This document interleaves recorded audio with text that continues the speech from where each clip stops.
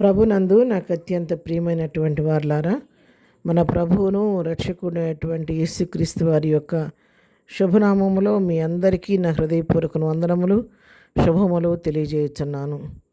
మరి ముఖ్యంగా ఈరోజు మీ అందరికీ పునరుద్ధానపు పండుగ శుభములు తెలియజేయుచున్నాను. దేవుడు మిమ్ములను మీ కుటుంబాలను ఆయన పునరుద్ధాన శక్తితో నింపాలని, దేవుని యొక్క సన్నిధి సదా మీ కుటుంబాలకు మీకు తోడుగా ఉండాలని కోరుకుంటున్నాను. అటు కృప దేవుడు మీ అందరికీ నాకు కూడా దయచేయను గాక. ఆమేన్. ప్రియులారా, ఉదయకాల సమయంలో దేవుని వాక్యాన్ని ధ్యానం చేసుకుందాము.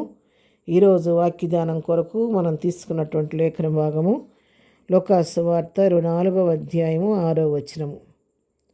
ఆయన ఇక్కడ లేడు, ఆయన లేచి ఉన్నాడు. ఆమేన్. దేవుని నామమునకు మహిమ కలుగును గాక. ప్రియులారా, మరి వాక్య భాగాన్ని మనం గమనించినట్లయితే యేసు ప్రభువారు సిలువ వేయబడిన తర్వాత మూడో దినాన పునరుద్ధానుడై లేచిన తర్వాత మరి ఆయన యొక్క సమాధిలోనికి వెళ్ళి చూస్తున్నారు.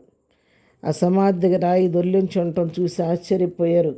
మరి ఆదివారం తెల్లవారుచుండగానే స్త్రీలు సిద్ధపరిచిన సుగంధ ద్రవ్యాలను తీసుకొని సమాధి దగ్గరికి వచ్చి మరి సమాధి దగ్గర ఉండి ప్రభువును చూడాలని ఆయనకి రాయాలని వచ్చారు. కానీ సమాధి ముందర ఉన్న రాయి దొర్లింపడి ఉండేసరికి వాళ్ళు చూచి ఆశ్చర్యపోయి ఇంత పెద్ద రాయి ఎవరో దొర్లించారా ఏంటని లోపలికి వెళ్ళారు. కానీ మరి దేవుని యొక్క దేహం ఆ యొక్క సమాధిలో వారికి కనబడకపోయేసరికి మరి వారు దాని గురించి చాలా కవరపడుతుండగా ప్రకాశమానమైన వస్త్రాలు ధరించి ఇద్దరు మనుషులు అక్కడ నిలబడి ఉండి వాళ్ళు చెప్తున్నారు కదా. వారు భయపడి మొక్కలు నేల మోపి ఉండగా వారు అడుగుతున్నారు, వీరు సజీవుడైన వారిని మీరు ఎందుకు మృతుల్లో వెతుకుతున్నారు అని వాళ్ళు అడుగుతున్నారు. ఆయన సజీవుడైపోయాడమ్మా, మీరేంటి మృతుల్లో ఆయన ఎదుగుతున్నారు ఏంటని చెప్పి ఆయన ఇక్కడ లేడు, ఆయన లేచి ఉన్నాడు అని చెప్పారు. దేవుని నామమునకు మహిమ కలుగును గాక. ఆయన ప్రియులారా, ప్రభువును ఆయన యొక్క పునరుద్ధాన శక్తితో ప్రభువు నింపినప్పుడు, తండ్రి అనే దేవుడు నింపినప్పుడు ఆయన పునరుద్ధానుడై మరణాన్ని జయించి మరణ పూలుని విరిచి లేచాడు. దేవుని నామమునకు మహిమ కలుగును గాక. మరి మరణము ఆయనను బంధించి ఉంచలేకపోయింది. మరణ బంధకములు ప్రభువును ఏమాత్రం కూడా బంధించి ఉంచలేకపోయింది. మరణ ములుని విరిచిన ప్రభు విజయోత్సాహంతో లేచి పునరుద్ధానుడయ్యాడు. అందుకే ఓ మరణమా నీ ముల్లెక్కడ అని వాక్యం ప్రశ్నించినట్టుగా మరణ ములును మన ప్రభు విరిచివేశాడు. అంతేకాదు పునరుద్ధాన దినాన ప్రభు మరి సిలువ మరణం పొంది మరణానికి అప్పగించబడినప్పటికీ కూడా మరణాన్ని జయించి లేచాడు, రాతిని జయించాడు, సమాధిని గెలిచాడు, మరి సమరాన్ని గెలిచాడు, సాతాన్ని గెలిచాడు, ఆ రోమా ప్రభుత్వాన్ని గెలిచాడు, సమస్తాన్ని గెలిచి జయోత్సాహంతో నా ప్రభు పునరుద్ధరణుడై లేచి మరి కొన్ని దినాలు ఇక్కడ శిష్యులకు మగ్దలేని మరియకు మరి కొంతమంది కొన్ని రోజులు కనబడిన తర్వాత తిరిగి ఆయన ఆరోహణుడై తండ్రి వద్దకు వెళ్ళిపోయాడు. ఈరోజున అవును ఆయన ఇక్కడ లేడు, ఆయన లేచి ఉన్నాడు. అవును, మన ప్రభు లేచి ఉన్నాడు.